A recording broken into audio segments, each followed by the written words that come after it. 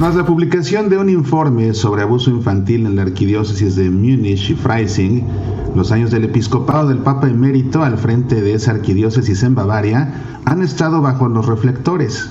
Sin embargo, es justo recordar la lucha de Benedicto XVI contra la pederastia clerical durante su pontificado y su disponibilidad para encontrarse y escuchar a las víctimas, pidiéndoles incluso perdón en nombre de la Iglesia.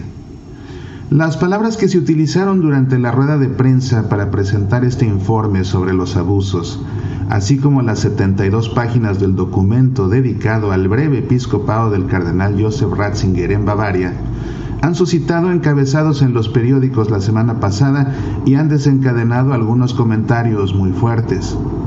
El Papa Emérito, con la ayuda de sus colaboradores, no eludió las preguntas del bufete de abogados encargado por la arquidiócesis de Múnich para elaborar un informe que examina un periodo muy largo, desde el episcopado del cardenal Michael von Faulhaber hasta aquel del actual cardenal Reinhard Marx. Benedicto XVI dio una respuesta de 82 páginas después de haber podido examinar parte de la documentación en los archivos diocesanos. Como era de esperarse, fueron los 4 años y medio de Ratzinger al frente de la diócesis bávara los que acapararon la atención de los comentaristas. Algunas de las acusaciones se conocían desde hacía más de 10 años y ya habían sido publicadas por importantes medios internacionales. Hoy hay 4 casos en disputa contra Ratzinger.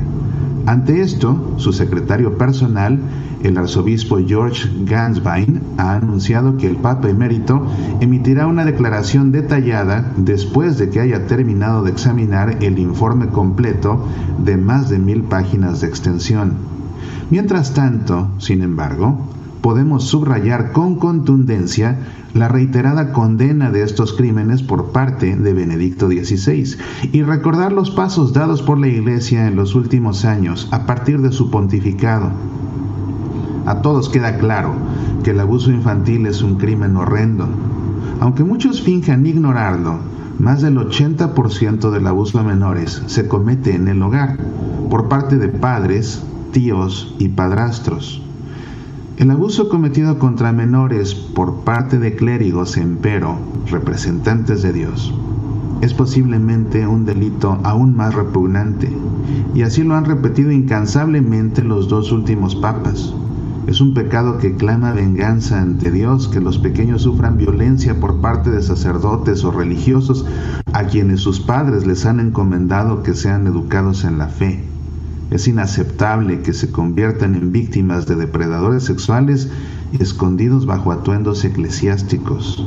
Las palabras más elocuentes sobre este tema siguen siendo las pronunciadas por Jesús. Aquellos que escandalizan a los pequeños, más les valdría colgarse una piedra de molino al cuello y arrojarse al mar. No podemos olvidar que Ratzinger, quien como prefecto de la Congregación para la Doctrina de la Fe ya había combatido el fenómeno en la última fase del pontificado de San Juan Pablo II, con quien había sido un estrecho colaborador en la materia, una vez se convirtió en papa, promulgó normas muy duras contra los abusadores clericales, así como leyes especiales para combatir la pedofilia. Además, con su ejemplo concreto, Benedicto XVI testimoniaba la urgencia de ese cambio de mentalidad tan importante para contrarrestar el fenómeno de los abusos. La escucha y la cercanía a las víctimas, a las que siempre hay que pedir perdón.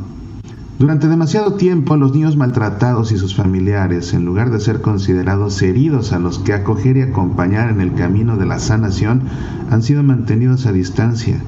Desafortunadamente, muchas veces han sido distanciados e incluso señalados como enemigos de la Iglesia y de su buen nombre.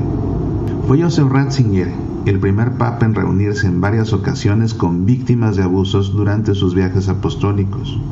Fue Benedicto XVI, incluso en contra de la opinión de muchos autodenominados ratzingerianos, quien defendió, en medio de la tormenta de escándalos en Irlanda y Alemania, el rostro de una iglesia penitencial que se humilla pidiendo perdón, que siente consternación, remordimiento, dolor, compasión y cercanía con los afectados.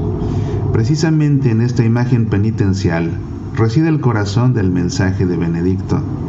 La Iglesia no es una empresa. No se salva solo por las mejores prácticas o por la aplicación, aunque sea indispensable, de normas estrictas y eficaces. La Iglesia necesita pedir perdón, ayuda y salvación al único que puede dárselos, a Cristo crucificado, que siempre ha estado del lado de las víctimas y nunca del lado de los verdugos. Con extrema lucidez en el vuelo que lo llevó a Lisboa en mayo de 2010, Benedicto XVI reconoció que los sufrimientos de la Iglesia vienen precisamente del interior de la Iglesia, del pecado que existe dentro de la Iglesia.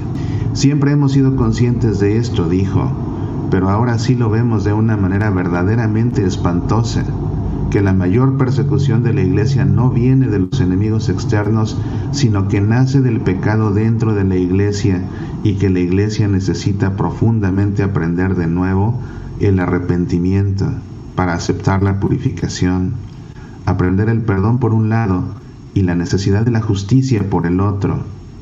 El perdón no reemplaza a la justicia. Estas palabras fueron precedidas y seguidas por hechos concretos en la lucha contra el flagelo de la pedofilia clerical. Nada de esto se debe olvidar ni borrar.